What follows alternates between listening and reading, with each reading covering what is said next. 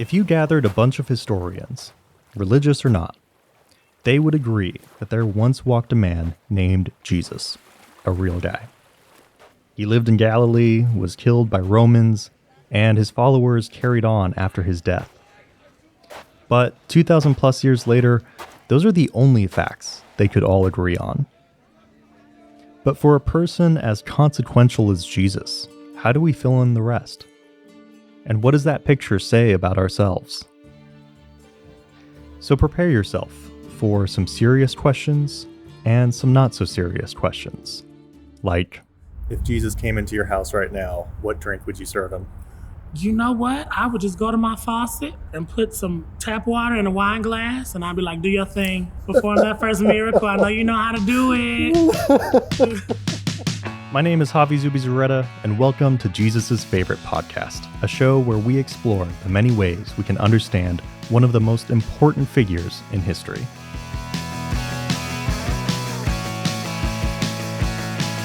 For many, stepping into a church can feel far from welcoming, whether because of one's race, sexuality, or any number of factors. So to learn more about what it means to find a place where you can find Jesus, I wanted to reach out to my friend, Zach Gillis. Zach is the worship associate and care coordinator for South Bend City Church. Zach grew up in a tradition of Black gospel music and has a voice that could bring any congregation to its feet. But as a gay man, he's had to chart his own path in the worlds of faith and religion. So I wanted to know, how did he find his way and still keep his joy?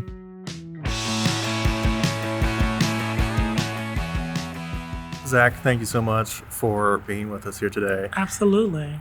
We're here in this lovely space. Can you tell us where we're at right now? Right now, we're at the current gathering place for South Bend City Church. Yeah. Right now, we're working on moving into the South Bend Tribune building where the printing press was. Yeah. Is our new, more permanent space. So we're kind of in flux right now, but this is home. This is home. How long have you been here? So we have been in this space, I want to say, for about 5 years. Yeah. South Bend City Church started in 2016. Yeah. So we would have gatherings in the Century Center. We would have gatherings at the Doubletree. We used to gather at the Brick. But then once this became available with, the whole revitalization of the Studebaker factory and this Renaissance district, we had decided that this is what we wanted to be. How I got connected with South Bend City Church was that I was working at Bethel University, formerly Bethel College. And then a former colleague of mine had connected with our lead pastor, Jason. And he said, hey, so I have this friend who sings. You should have him come in and sing at one of the gatherings. So came in, sang at the Brick, and then they kept calling me back as a volunteer. The worship and arts pastor at that time and our lead pastor took me out to lunch. And they're like, hey, so how would you feel about being on staff part-time? Yeah. I was like, oh, absolutely. Yeah, I'll do it. It was just as simple as that. Because, I definitely felt a huge sense of belonging here. Yeah. And then about a year later, it became a full-time role. So it's been wonderful. Yeah. And it's really nice to be in a place where I don't have to change or water down who I am, but I get to give as I am, which is great. Yeah. And what's that sound that's passing us by right now? That is the train. That's a part of the DNA of us as a church. I mean, if you listen to some podcasts of, some recorded teachings, you will hear that train. Yeah.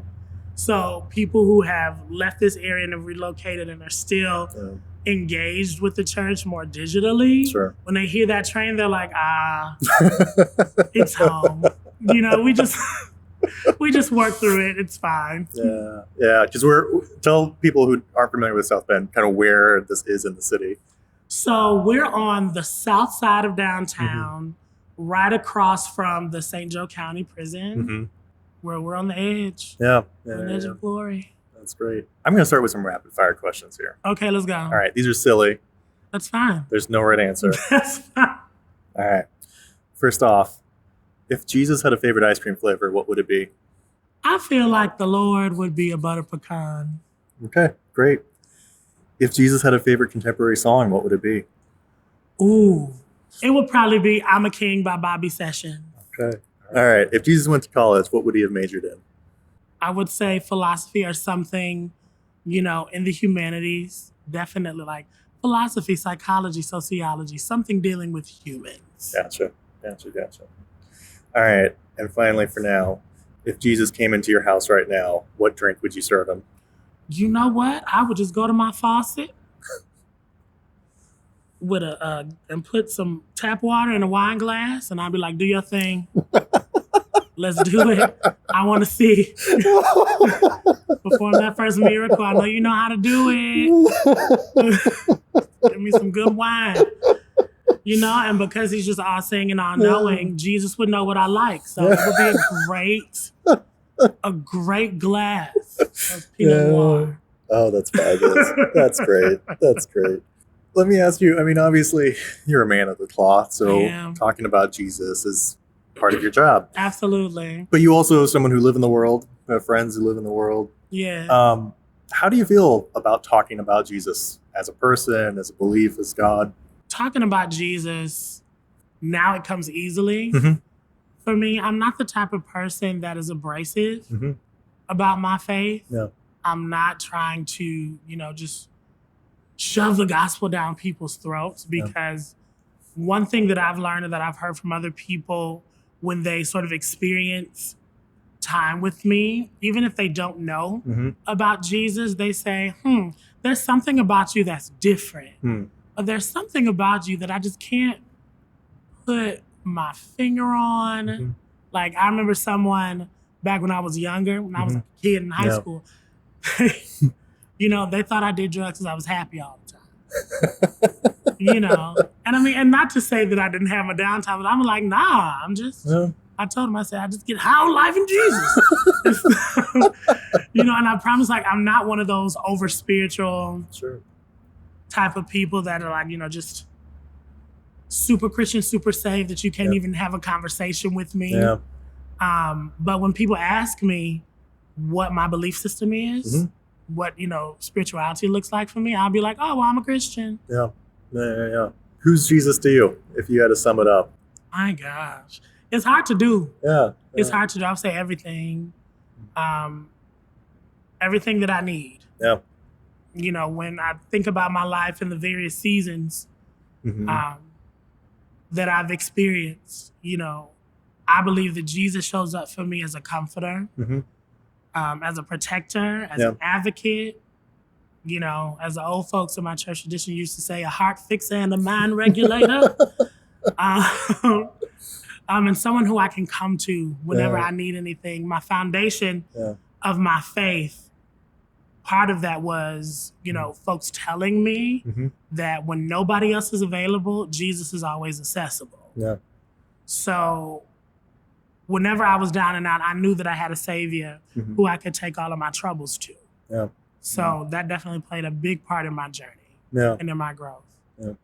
I'm curious, when you think of Jesus, when you pray to Jesus, when you talk, that comforter in your life, what does he look like to you? What does he sound like? Who is he as a person?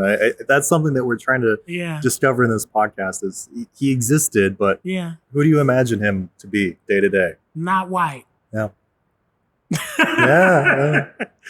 Not white. I believe I have a savior that looks similar to me. Yeah.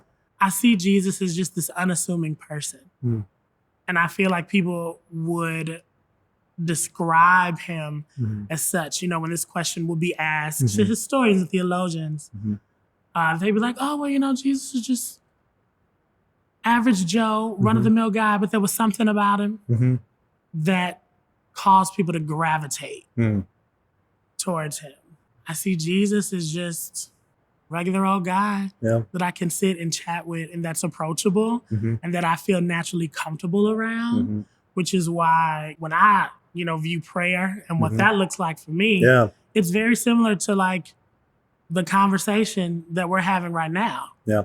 I like the Jesus that not only sits high and looks low, but will come down and be with me. That's basically what happened. Sure. Jesus got to this earth as a baby and was put in the feed box. And I'm sure experienced human emotions and had some seasons, definitely had some seasons in his life. Yeah. Not only is he 100% God, Mm-hmm. he's also taught he's 100% man. Yeah. And I think that that's why I feel like I can connect with him on this level. Yeah. You know? Yeah. Jesus' ministry, we see him young in the temple. Yeah. Then we kind of miss out on him for a while. And then suddenly he's 30 years old and he's doing the work. Oh, yeah. What do you imagine he was doing in those in-between times? I feel like he was being a kid. Yeah. You know? I feel like, I mean, if we say that Jesus is also 100% human, Jesus probably had hormones. Yeah. You know? I'm sure Mary and Joseph had to be like, oh, wait, hold on. Who you think you talking to?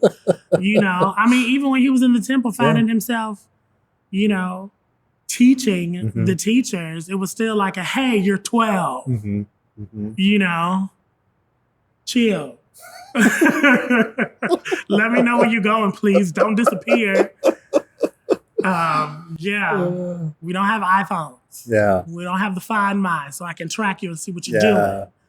But yeah, I envision Jesus still being a teenager. Yeah. Being an adolescent. Did you imagine him that way when you were a teenager? Not at all. Yeah. Not at all. I was just like, he's Jesus. Sure. What was that version of it that you're describing there in that moment? That version was like him just being God, set above everyone. It never occurred to me in my mind that like Jesus would be kicking it with me or on the same level. He would just kind of just be set above high esteem and things like that. Like I never would have thought about the Jesus that could just knock on my door and sit down at the kitchen table. We can just have a good old kiki conversation, you know, but I feel like that is who he was. That's who he is. Sure. How have you come to that understanding? What's it taken for you to get there? Just see him as such a personal, friendly, down-to-earth person. You know, what it took was me getting older, me growing in my thought, and, you know, sitting back and thinking about who I want to perceive Jesus as. Yeah. Because me being a pastor's child, a lot of the times it's easy for us, especially for us, to take on the faith of our parents. Sure. And sort of lean on that. But then once I left, you know, and I went to college and started growing and discovering the world on my own terms, that is when I felt like I had to go through a process of, I won't say deconstruction, but reconstruction. Sure. Okay, so, you know, this is what your mother told you. This is what your father told you. This is what the people in your life have told you about Jesus. Now, what do you think? How do you want to view Jesus? So I feel like that it's ever growing, ever developing. Sure. Like fairly recently, I was listening to another podcast. She said, the Jesus with this colonizing power, this Jesus Christ with all the power and all the might and no grace and mercy is not the Jesus that I want. And that's when I was like, boom. Yeah. That's it. Yeah. You know, that's the Jesus that I love. Yeah. Yeah. So talk to me a little bit more about who that Jesus is and maybe who is the Jesus you grew up with, mother and father and tradition beyond that. The grace and mercy Jesus. It's not like that is the Jesus that wasn't taught to me because it was merciful, kind, all of that. There was this other side of Jesus being strong and powerful and mighty, and people think that strength and might and grace and mercy can't go hand in hand because I feel like there's some aspects of our society, particularly in the realm of Christianity, where there are individuals that look at the kindness and the tenderness and sweetness as weakness. Sure. And nobody wants to look at the God that they serve and worship as weak. You know? And I honestly think that that's a underlying byproduct of hyper and toxic masculinity. But, you know. Sure. Yeah, that's a whole nother podcast. Well, what should someone who's never been to a proper Black gospel service, what would they see? What would they experience? What's the big takeaway from it? So I grew up in the Missionary Baptist Church tradition. And historically, when you think of Black Christianity and the denominations in this country, there are several different ones. Yeah. I grew up Missionary Baptist. It's a lot of emotion. A lot of emotion. Not as much as the Pentecostals, but it's a lot of emotion, a lot of foot stomping, hand clapping. It's very engaging. In my church tradition, they would have a Baptist fit. Okay. You know, where they'll just flail and scream and holler in their seat. Yeah. Whereas there are other church traditions that would do what I guess we would call a holy dance. And do a little footwork and things like that. Sure. You know, just as a way of praise. Yeah. So yeah, you're gonna get a lot of praise and worship. Yeah. A lot of call and response and talking back and things like that. Sure. Yeah. Growing up in that, did you ever have one of those moments? Oh my gosh, yes, I did. Yeah. Like typically I'm a crier. Okay. So I'll cry. Sure. I'm not like a runner or a screamer, but I'll cry. And I'll do my little footwork. But I think the first time that I felt like I had experienced the Holy Spirit, I was directing the choir. I was 15 years old. Oh, wow. I remember the song. It was called All in His Hands. And we got to the end of it. And then it almost felt like an out-of-body experience for me, in the sense of I realized that I had no control over what I was doing or where I was telling the choir to go. But I was there. I was cognizant. And it was in that moment when I rearranged the entire song and made it a new one. And everybody followed me.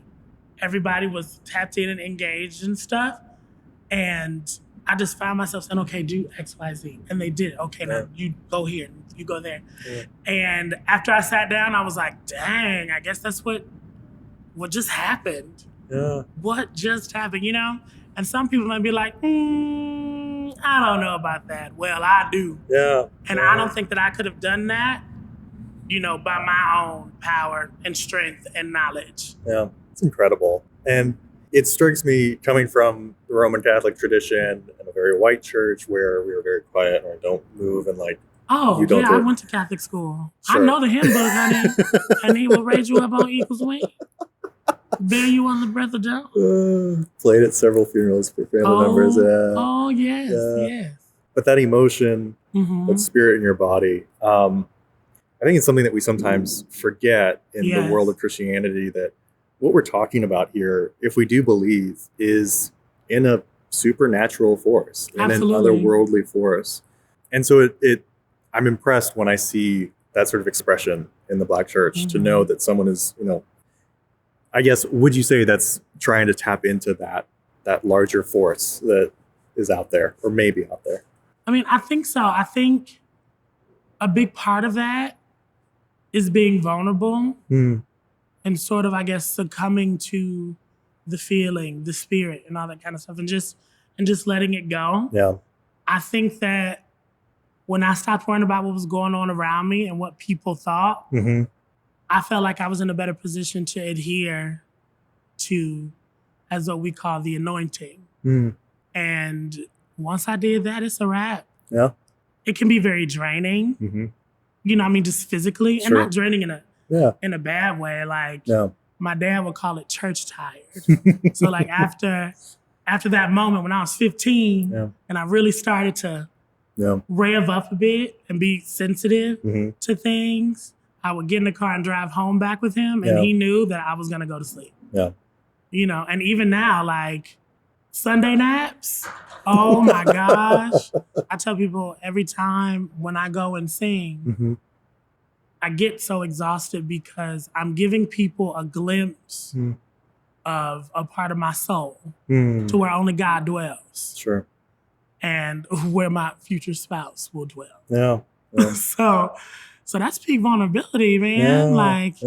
It'll weigh you out. Absolutely will. It absolutely will.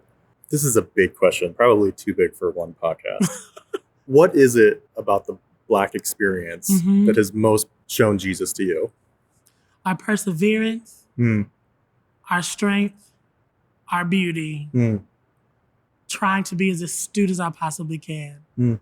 It's so interesting that the same Bible, the same Jesus that people try to use to keep us in chains is the same Jesus that set us free with the songs that we would sing.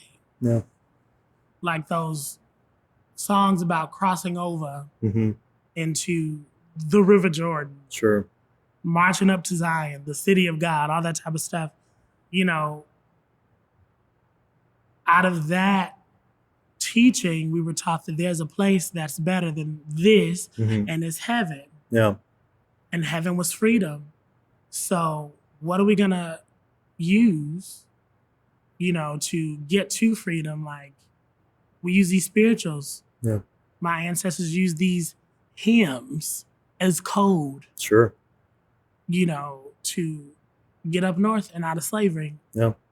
So yeah, I feel like, and you know, and I know that there are people a part of the Black community that are like, well, no, like, why would you worship a God that they use to keep you in chains?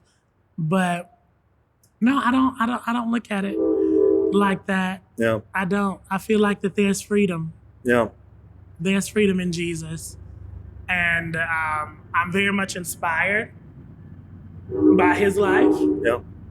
You know, and how to live it and how to communicate to other people. So I definitely do think that when you juxtapose the life of Jesus and what I believe about my culture and my people and my community, there is beauty and perseverance and strength. Yeah. So if Jesus was alive today, where would he be? Where would he be marching, working, putting in the time and the effort? Oh, everywhere. Yeah. I believe that Jesus would be present in places of injustice. You know, Jesus will be present in places of injustice. Like, people keep on acting like that everyone loved Jesus back then. They didn't. That's why they hung him on a cross. Yeah. And people probably won't be able to stand Jesus right now. Yeah. Because he would call people out on their bigotry. Sure. On the racism, on the sexism, on the xenophobia, on the homophobia, you know, on ageism. Every single, I believe that if Jesus was here, every single thing that made people feel societally marginalized or disenfranchised, he would show up and support us and stand for it. Yeah. We all know the story of the Good Samaritan. The Good Samaritan has been just like a term that we just use of like, oh yeah, a nice person, Good Samaritan. But then to realize that no, Samaritans were a group of people that were hated and despised. Yeah. And it takes on a whole different level with that story. Absolutely. I mean, as the wonderful former First Lady, Michelle LaVaughn Robinson Obama said, you know, when they go low, we go high. That is the Good Samaritan. And it's hard to be that. Yes. And it's hard to do that, especially in a society that historically has looked at you as inferior. Sometimes, you know, as a Black man, as a gay man, it's hard to take the higher ground, you know. But time and time again, I see that done. Yeah. If we could turn to that aspect of yourself a little bit more. I am always so impressed when I meet members of the queer community who are still holding on to their faith. Yes. And still active in it, and certainly to the degree that you are, even more so. Why are you still a person of faith as a gay man? Well, I mentioned earlier about the foundation that I was taught and how my parents would say, you know, when nobody else is available, Jesus is always accessible. So I felt like when I was trying to navigate my sexuality and make heads or tails of it and try to reconcile it with my faith, I felt like I couldn't talk to my mother or my father or my sister or anybody else because I was afraid of the judgment that I would face. But because I was taught about this accessible Jesus, this Jesus that will never leave you or forsake you and who will always be there for you, that's when I started to pray. Really? Do you remember your prayers from that time? Yeah, I do. And, some of them aren't appropriate for this. But, trying to keep it PG, like I remember I would walk the floor of my house and just weep and be like, if this is so disgusting, if this is such an abomination, why don't you take it away from me?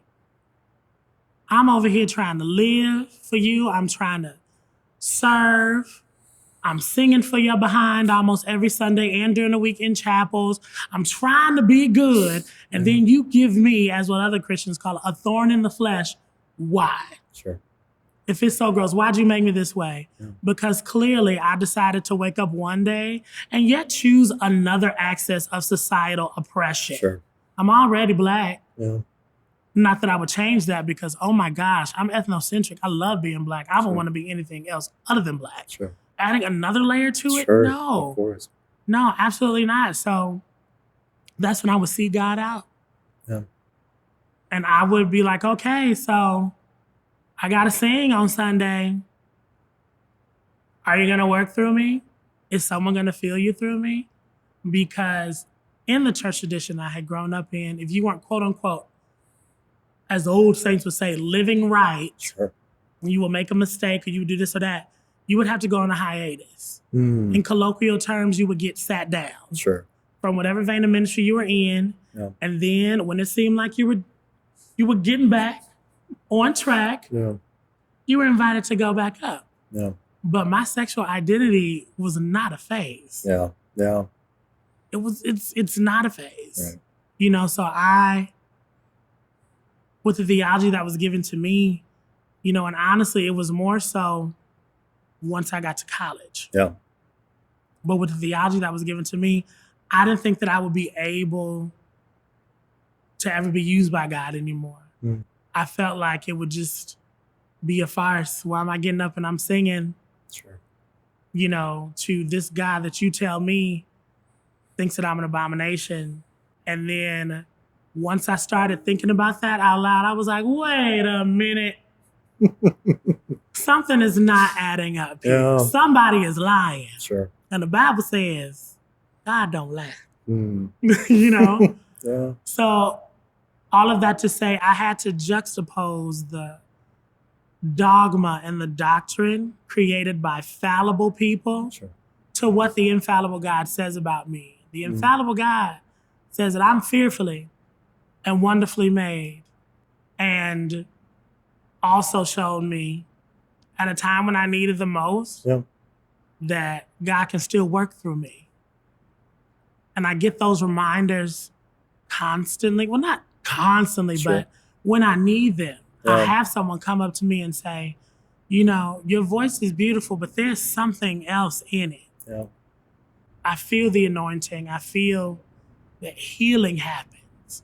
And every single time I have the honor to hear that from someone, it's almost like I look up and I'm like, okay, I get it. I'm going to keep going. I will faint not. So yeah, I held on to my faith. Because God has proven God's self to me over and over again in my life. Sure. And it's been amazing. And it also reminds me when I first came out to my mother. Because I was coming out to people starting at the age of 22. Sure. And it wasn't until I was 26 when I told my parents. Yeah. And my mother told me, she said, Zachary, I can't love you any more than I already do. She said, be yourself, be safe, keep praying, and hold on to your faith. Yeah. And I keep that with me wherever I go. Yeah. Sure. Yeah, that's where my help comes from. And it gives me hope. Yeah. You mentioned earlier some of the challenges within the Black community of white Christianity when it has been used against us. Certainly as you've said, when you add being gay, being queer to that, there's been even more of a history of hurt and challenge there. What do you say to people in the broader LGBT community about who Jesus is, why you're still with it? That fire and brimstone Jesus, that judgmental Jesus, that Jesus that was taught to you by your parents and other generations that doesn't model grace and doesn't model mercy, doesn't model understanding, and above all else, does not model love, is not Jesus. Yeah. That's not Jesus. I can't imagine the type of Jesus that would look at me and dismiss me because of how I was created. Sure. You know, or because I don't fit a particular mold. Sure. Yeah, I would just encourage him. Like, that's not Jesus. Yeah. That's not Jesus. What that is a method of control. Just like the slave owners used the Bible and Jesus to control us. Sure. I just tell them, I'm like, nah, man. Nah, baby. I don't know about that Jesus anymore. That's not, no. It's got to be tough sometimes. I mean, when you're out with friends or whatever. It definitely is. And it makes dating difficult. It does, because, I mean, there are definitely queer Christians, but there are even like subgroups to that, like side A queer Christians and side B queer Christians. You know? Sure. Side A, affirming, be married. God can be honored in your marriage and in your union, where side B Christians are like, we're going to be celibate. And we don't think that this is in accordance to biblical marriage. Sure. Hey, it's your thing. Do what you want to do. Yeah. I can't tell you who to sock it to. Sure. But, you know, I know what I am. Sure. It's real side A. So yeah, I mean, and it gives me an opportunity to show folks in our community that it's like, there are gay Christians that exist. Being a queer Christian is not an oxymoron. Sure. And I want to model that. Yeah. You know, I want to model that. And I feel like that's part of my responsibility as being a Christ follower. Sure. Is to model it, you know? Yeah. I don't need to say nothing. I mean, if you got it, it's going to show out. Yeah. And how you interact with people. And I feel so badly. Yeah. For members of the queer community who had a poor experience of who God is. And who Jesus is. Because of what they were taught. Like, I just feel so badly. Yeah. I do. And it's just like, well, why are you surprised that we're running away from the church? That's the generation is running away from the church, because what you're saying from the pulpit does not line up with what you say about Jesus. Sure. You know, and this generation is not playing. They're like, all right, well, I'm going to go. You know, yeah. And I think it's just, it's such a horrible position to put someone in. Sure. To make them choose between who they are and their faith and the God that they serve. Like, that is the biggest false dichotomy. Sure. The biggest false dichotomy. Two can exist. Yeah. They can exist. They actually exist amongst each other. I believe that, you know, living in your truth is honoring to God. It's beautiful. Thank you. All right, I got some more rapid fire questions for you. Okay, let's go. All right. I'm ready. If Jesus had a favorite dish at the family picnic, what would it be? Fried fish. Fried fish. If you were coughing at church, what kind of hard candy would Jesus pass to you? Oh, you know what? Jesus would pass me a Halls, but without menthol, because he knows that I sing, and the menthol could, you know, sort of paralyze your vocal cords and tighten them up. It's not good. It would be a really thoughtful and apt candy. Yeah. All right. So I asked you about favorite contemporary song. I know you come from a gospel background. I sure do. If Jesus had a favorite gospel song, what would it be? Oh my gosh. That's hard. I would say, this is a classic. Please. For the Mississippi Mass Choir, Having You There. I feel like Jesus would groove to it because it's a bop. Is it? And that song is older than I am. Can you give us a little bit of a... Having you there makes the difference. Just having you there, having you there. If Jesus asked you to give a sermon, what would you give the sermon on? I would give the sermon on... No, I would probably preach about my experience. Yep. About being a gay Christian. Now, if Jesus looked at you, how would you describe his look? I would say it was a look that nobody else could ever give me. Just a look of pure, unadulterated, unequivocal love and pride. All right, final question. Mm-hmm. If you could ask Jesus one question, what would it be? You know what? Yeah. I probably would ask Jesus about how it was growing up as a teenager. Yeah. Because I don't know about it. Yeah. What was your experience growing up into adolescence? Yeah. No. I also would be like, what's heaven like? Sure. Tell me what heaven is like. And I hope he wouldn't be like, well, you'll see. Great. Well, Zach, thank you so much for sitting down with us. Thank you. It's been an absolute pleasure. Thank this is you. Great. It's great.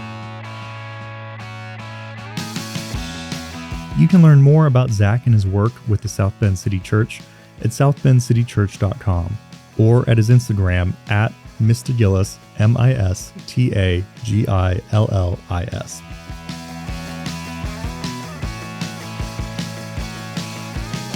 This episode of Jesus' Favorite Podcast was hosted by Javi Zubizarreta and produced by me, Ebony Moxie.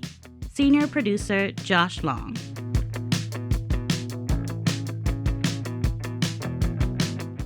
Grotto Network is Adrian Garaldi, Social Media Manager. Becky Rogers, Art Director.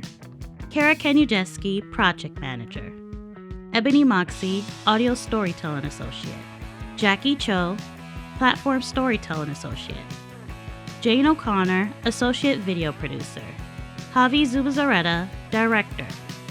Jesse McCartney, Senior Content Editor. Josh Long, Senior Video Producer. Kevin DeClute, Video Producer. Michaela Douglas, Digital Content Strategist. Mike Rossetti, Senior Manager for Community Engagement. Father Brendan McClare, Associate Producer. Ryan Brossard, Student Media Assistant. Special thanks to our guests at Notre Dame Studios. Did you like what you heard today? Please share Jesus' Favorite Podcast with a friend. Also, please subscribe to our YouTube channel and follow us on Instagram at Grotto Network.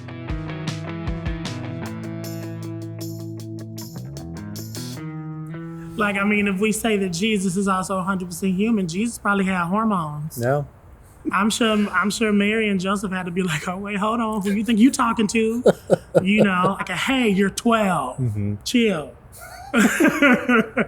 Let me know where you're going, please. Don't disappear.